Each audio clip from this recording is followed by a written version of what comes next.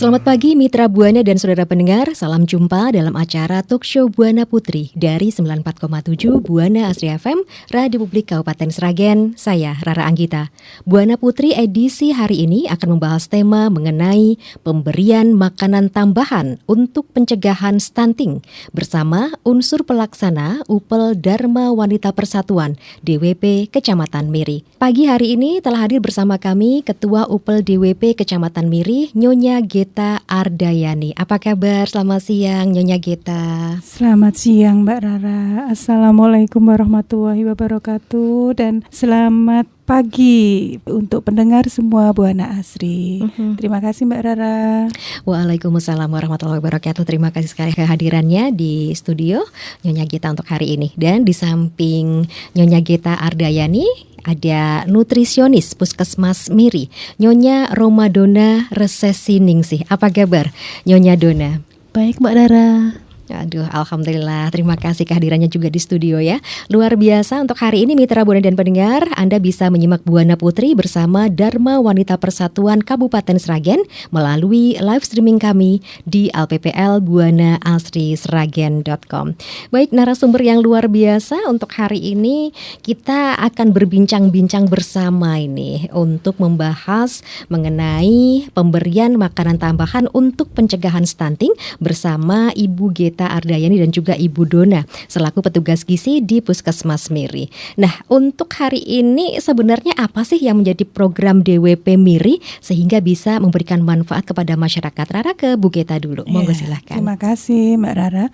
Untuk Dharma Wanita Persatuan Kecamatan Miri tidak hanya memberikan manfaat kepada masyarakat, akan tetapi kita akan fokus pada program yang sudah dilaksanakan, yakni pemberian makanan tambahan untuk pencegahan balita stunting. Hari ini kita akan bahas mengenai pencegahan stunting Mbak Rara.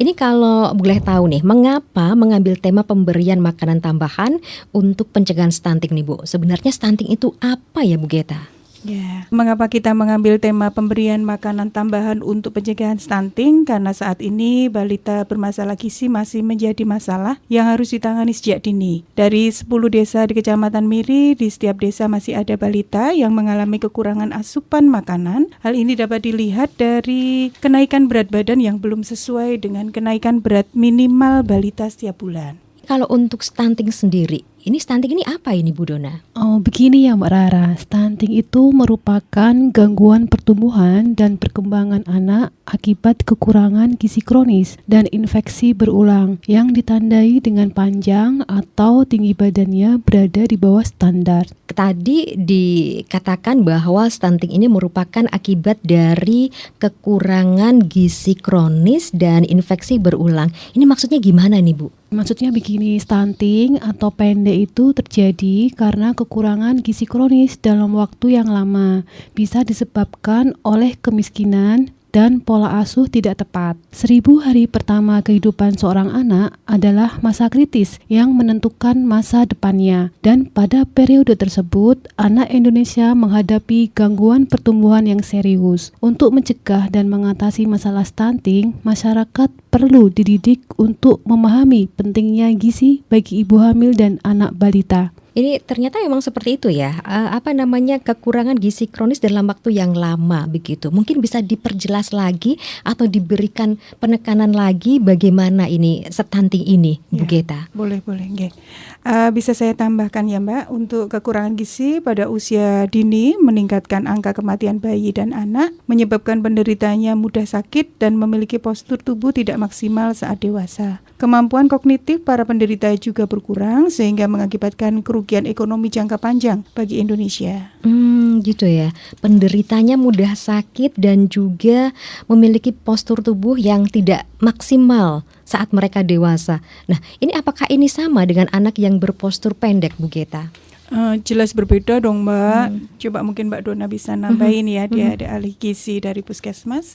Iya, terima kasih Bu Geta. Jadi gini, meski kondisi anak pendek atau sangat pendek digunakan sebagai indikasi masalah gizi kronis, namun anak pendek atau sangat pendek belum tentu stunting akibat masalah gizi kronis.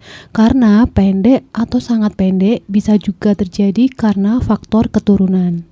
Jadi beda ya ternyata ya antara anak yang stunting dengan anak yang pendek begitu ya. Jadi kalau anak pendek atau sangat pendek belum tentu stunting. Tapi kalau stunting sudah pasti pendek. Atau seperti apa ini Bu Dona? Iya, jelas berbeda, Mbak.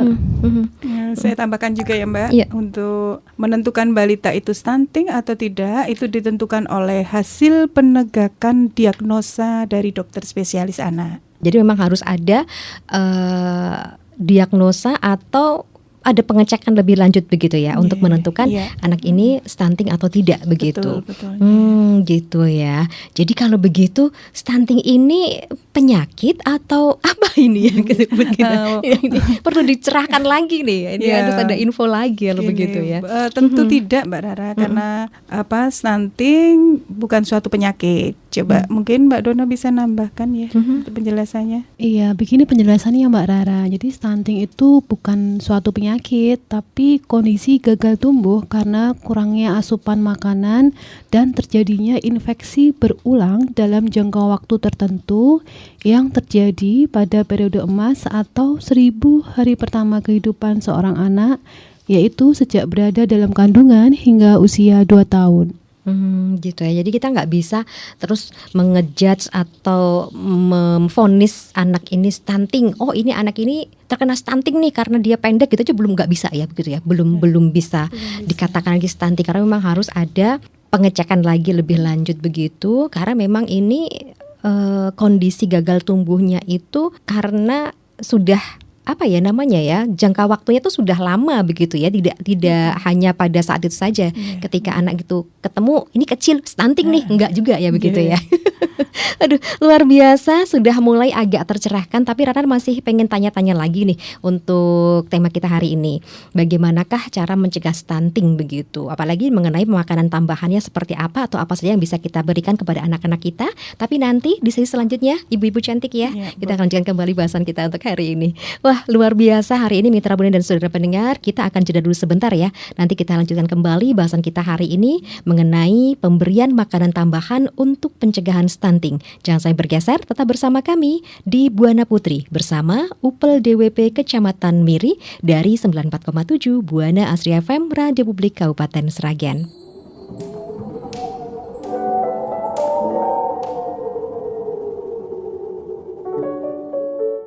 Anda masih menyimak talkshow Buana Putri dari 94,7 Buana Asri FM Radio Publik Kabupaten Sragen dengan tema pemberian makanan tambahan untuk pencegahan stunting bersama UPL DWP Kecamatan Miri. Anda bisa menyimak Buana Putri hari ini melalui live streaming kami di lpplbuanaasrisragen.com.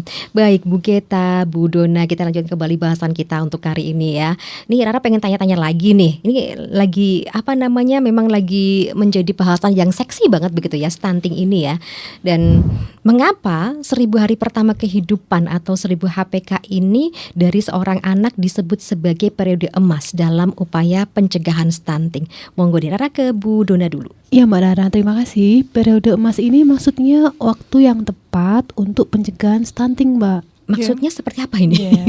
Saya tambahkan juga Mbak Rara untuk periode emas, karena pada masa itulah stunting dapat terjadi dan sekaligus dapat dicegah atau masih dapat dikoreksi. Jika tidak dicegah atau dikoreksi dalam kurun waktu tersebut, maka berbagai gangguan pertumbuhan maupun perkembangan yang diakibatkan oleh stunting. Gitu ya. Jadi dalam masa 1000 hari pertama kehidupan ini begitu ya. Ini harus diperhatikan harus betul-betul diperhatikan ini. benar-benar gitu ya. Kita harus fokus kepada anak-anak kita gitu ya. Ini kenapa yang namanya 1000 hari pertama ini penting? Karena ketika di situ ada masalah bisa dikoreksi begitu ya. Nah, kalau enggak ya ini ibarat fondasi begitu ya bagi si anak ya. Kalau fondasinya saja tidak begitu kuat, bagaimana ketika anak ini akan dewasa nanti? Pasti akan banyak lagi masalah-masalah kesehatan maupun perkembangan yang akan dialami oleh si anak tersebut. Nah, kalau mengenai upaya sendiri nih, adakah upaya yang dilakukan DWP Kecamatan Miri untuk mencegah stunting pada periode emas 1000 HPK tadi, Bu? Monggo Bu Geta. Ya, jelas pasti ada deh Mbak. Coba mungkin kemarin kan kita juga melaksanakan waktu contohnya di Kelurahan Sunggingan, kita bikin menu dari awal hari pertama sampai seminggu ke depannya. Ya, mungkin Mbak Dona bisa menjelaskan. Ya, begini Mbak, jadi intervensi yang ditujukan kepada anak dalam 1000 hari pertama kehidupan itu biasanya dilakukan dari sektor kesehatan. Salah satunya dengan pemberian makanan tambahan bagi balita stunting dan balita dengan masalah gizi. Gitu ya. Wah, ini luar biasa nih, semakin menarik nih topik yang kita bahas untuk hari ini ya.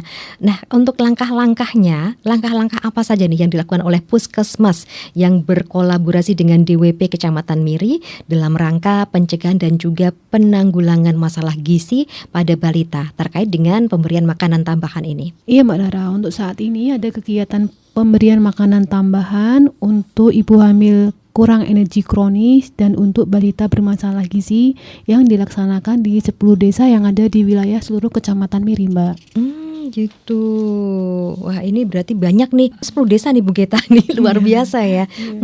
Nah, ini seperti apa ini Bu? Ya, kebetulan di awal tahun 2024 ini ada bantuan keuangan dari Provinsi Jawa Tengah untuk penanggulangan masalah gizi. Puskesmas dengan kader kesehatan setiap desa di Kecamatan Miri selama 120 hari memberikan makanan tambahan berupa kudapan bagi ibu hamil yang kurang energi kronis, pemberian makanan tambahan bagi balita berat badan kurang selama 30 hari, pemberian makanan tambahan bagi balita gizi kurang selama 60 hari, serta pemberian susu selama 6 minggu untuk balita pendek.